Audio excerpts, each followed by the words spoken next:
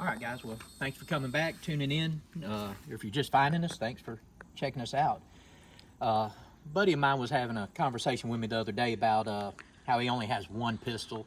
It's a little Glock 19 9mm, and we were talking about the rash of bear sightings in the area, and he was wanting to know if he could use that for a little black bear. I told him I believe so. People have killed grizzly bears with them. Obviously, it's less than ideal, but my mind kind of got to thinking, what if you are in the position he's in and you only do have the one handgun? You just had a baby. He probably ain't buying another one anytime soon. So, got to thinking, how much are you giving up if you're using more of a service pistol caliber for larger, heavy game? Maybe you just want to take it to hunt wild hogs with or something out here, So it got me thinking, how much do you actually give up over, like we were shooting a 45 Colt some earlier, or 44 Magnum or somewhere in that class. Obviously, if you're stepping up to a 500 Smith & Wesson or a 480 Ruger, you're giving up a lot more. But how much are you really giving up? So I said, well, heck, let's try it out, see what we've got. So I set up kind of my same test over here again. I've got a water jug for a shoulder, heavy ceramic kitchen plate for a scapula, whatever bone you want to call it, watermelon thoracic cavity. This is my last 3 ceramic kitchen plates, so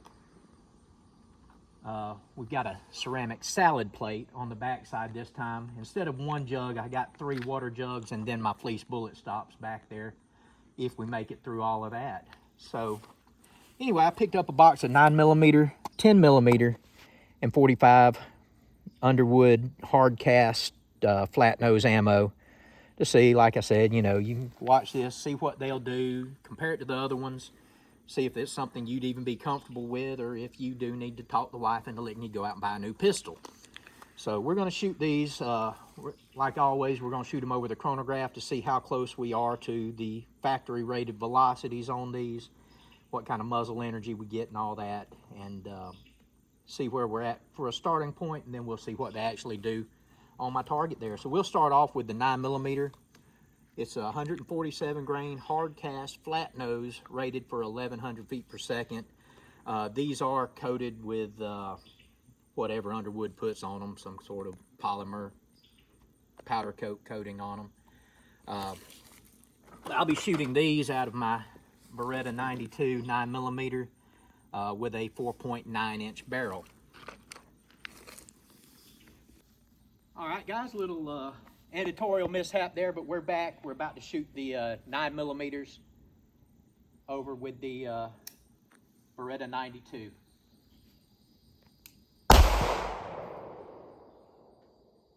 .1123,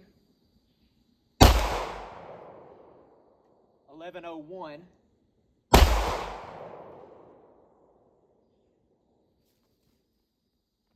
1114,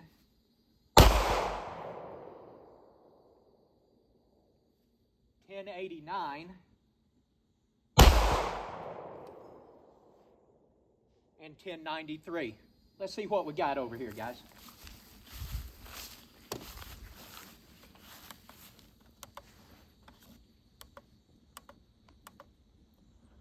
So a high of 1123, low 1089, average 1104, stream spread of 34, standard deviation of 12. So pretty good results on that. Give me 1 second here. We'll hopefully put the correct round in here, and we'll shoot this real quick.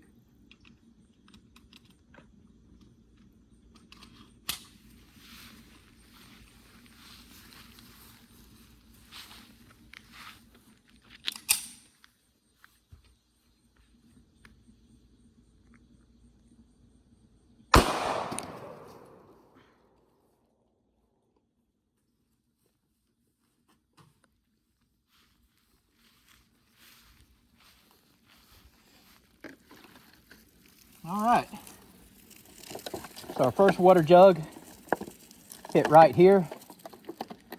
Looks looks like straight line penetration through. Have some pretty good cracking on,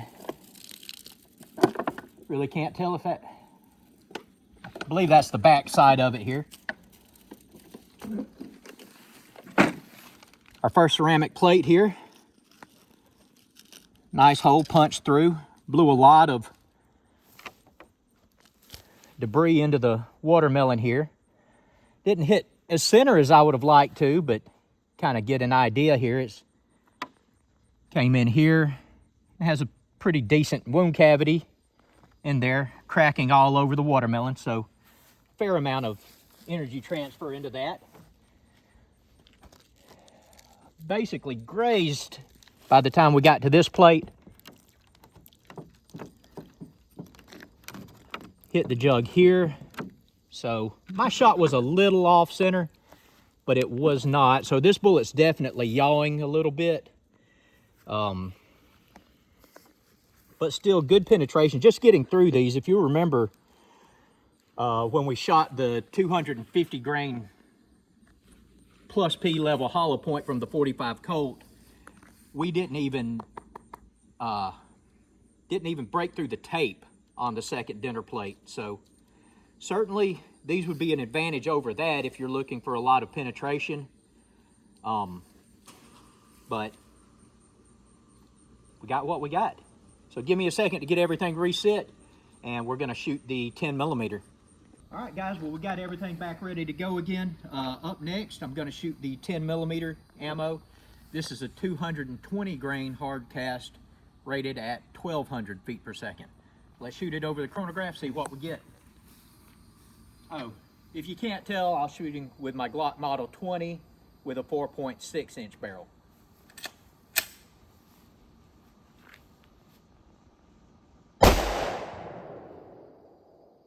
.1137.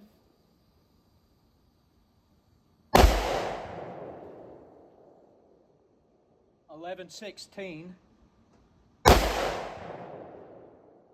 1186.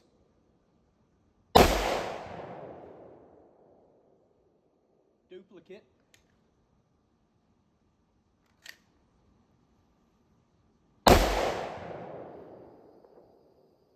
1150.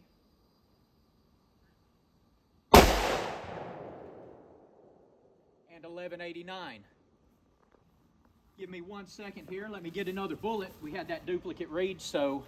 All right, guys, well, let's see what we averaged out on this one.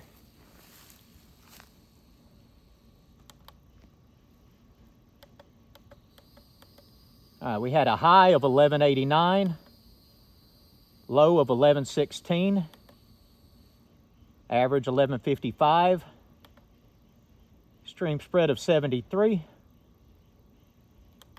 and a standard deviation of 28 on those. Let's get this back out of the way here. We'll go ahead and shoot these real quick.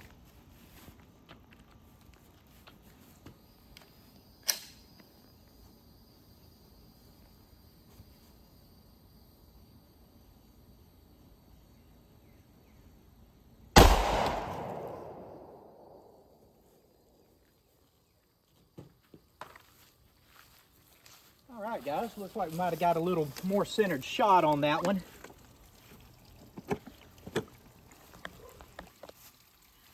And to be honest with you, it's really difficult to tell which one is the 10 millimeter and which is the 9 millimeter on this. Both about the same. This is the 9 millimeter for the record.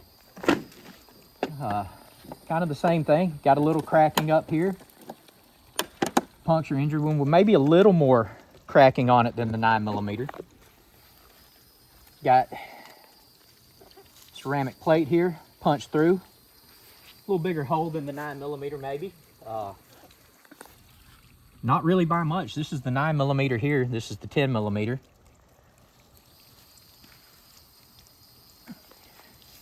Definitely more energy transfer into the watermelon. Maybe that's a result of a more centered hit, but that's just more energy transfer, I believe. Second ceramic plate. Definitely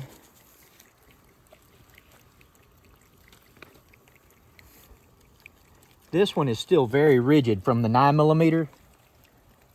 This plate here is much more fractured throughout, so it's definitely hitting this a bit harder. Got holes right through our first water jug in the back, so our second water jug.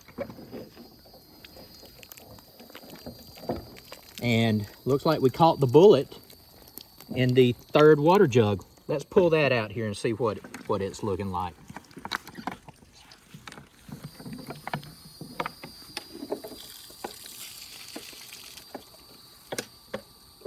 Of course, just an entry wound on this one, and I don't feel anywhere that it hit the back. But here's our bullet. Looks like a little nose deformation. Looks like it may have been tumbling a little bit by the time it hit that second plate, because it's pretty flattened here at the base of the bullet. So maybe a little tumbling going on, but either way, pretty good penetration. A lot of damage transfer.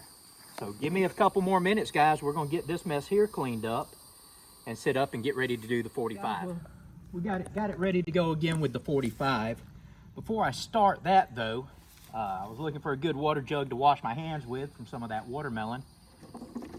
And the jug I thought we glanced off of with the 9mm, that bullet did penetrate into the jug. I went to squeeze on it and noticed a little water coming out the back where it had hit and cracked on the back.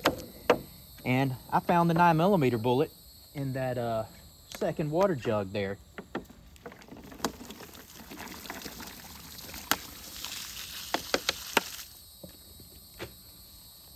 So there's what we've got on that.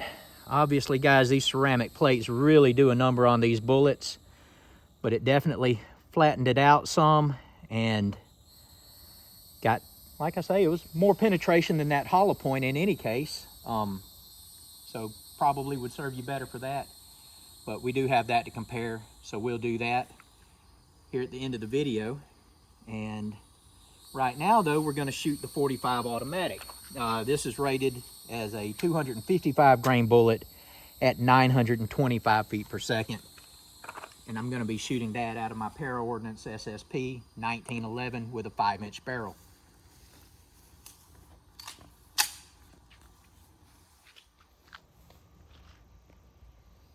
.906.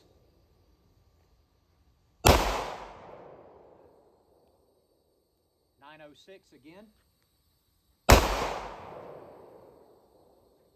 883.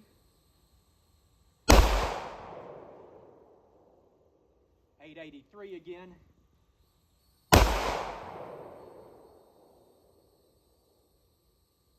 881. And we have a stovepipe.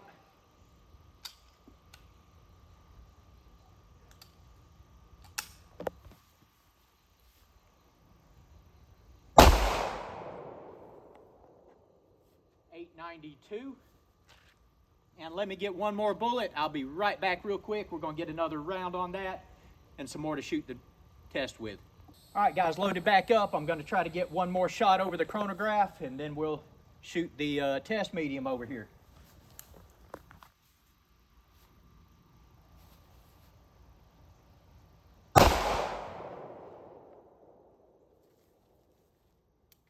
.912. Come over here, we'll review these real quick, and then we will shoot the test.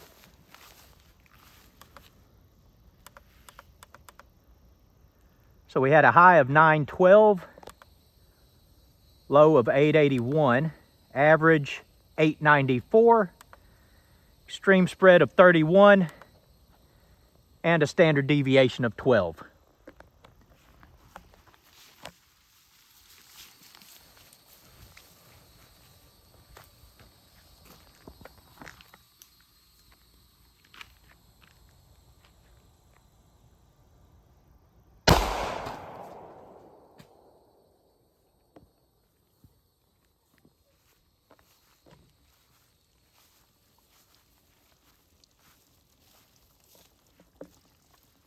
All right, guys, so got our first jug here. Good center hit on that. It looks like it was immediately starting to deviate a little bit. Hopefully the jug was just kind of at a funny angle, but it looks like it is kind of coming off. The first plate here. Honestly, it's about the same on this as the other two rounds. Our watermelon is in pieces, actually. Split it open real good. If we can see it over here, this is where it landed. This was our 10 millimeter, I believe. We'll have to review that and see. Either way, a pretty good amount of energy transfer into the watermelon. Definitely blue chunks off to either side. Here you can see we hit way on the left side of our little salad plate. Blew it out pretty good. I'd say the energy transfer on this is going to be close to the 10 millimeter with it being a little off center. This side is fractured pretty good. This side does have cracks all over it, but certainly less. But like I say, the hit is off center. First water jug here.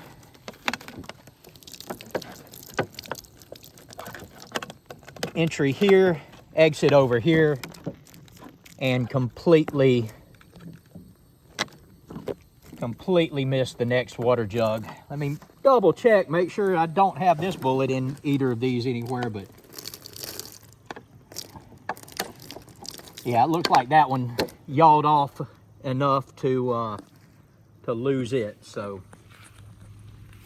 we got the first two. If anything, this one's going to have a little less mushrooming, which is probably what happened. When those bullets flatten out, they'll tend to travel a little bit straighter versus the more rounded nose on that. Of course, we'll show you the bullets up close here in a minute. But it looks like it did yaw off just a little bit, but honestly, fairly similar performance, a little more energy transfer out of that 9 millimeter, or out of the 10 millimeter in the 45, but that's to be expected. But I think sufficient penetration, certainly out of the 9 millimeter. If that was all I had and had to make it work, I'd certainly go for this style of bullet over even a full metal jacket's going to flatten out more than these. So there it is what it is. You can take this and kind of make a determination of if you'd even be comfortable with it. That's for you to decide anyway. So hopefully this will help you make some determinations. We're going to gather up a little more information, show you the up close on some of these bullets, and we'll be right back. All right, guys, so I calculated everything up here and printed it out so you can look at it if you'd like to, if you can read my handwriting here.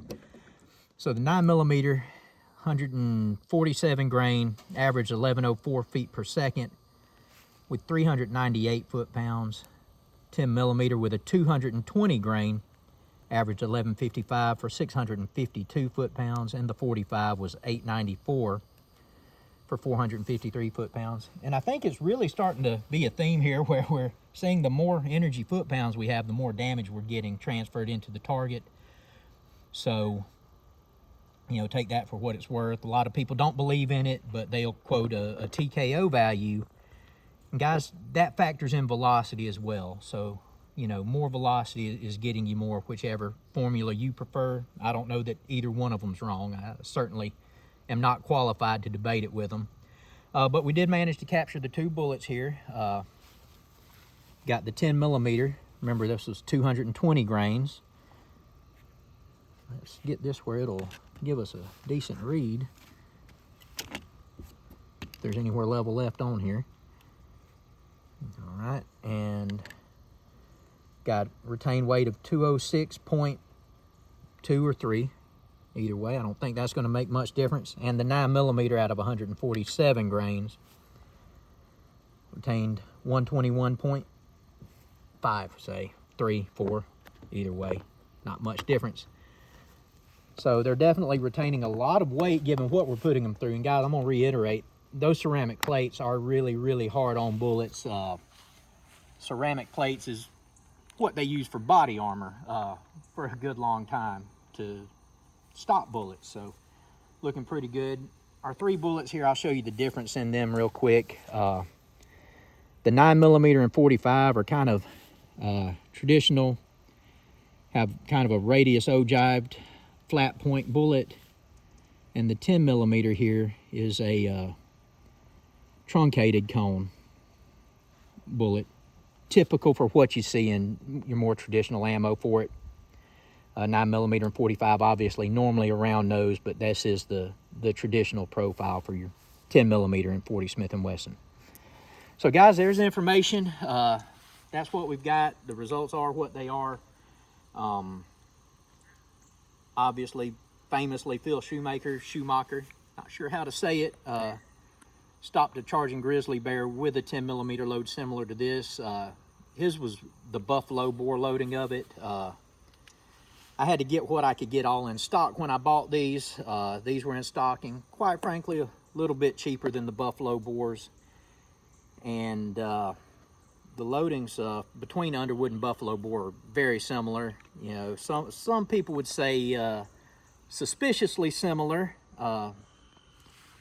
if you know what I'm talking about with that situation. But anyway, for practice ammo, certainly this is more than acceptable. But so there you got what you got. I don't know how much difference a bear or anything would know. I'd go with bigger is better. I think we certainly got better penetration out of the 10 millimeter, which would be expected, but and a little straighter travel in it, that might ultimately be a factor if you have both options to choose from. So anyway, guys, there you go. I appreciate you watching this one. We'll have some more up for you soon. Thanks.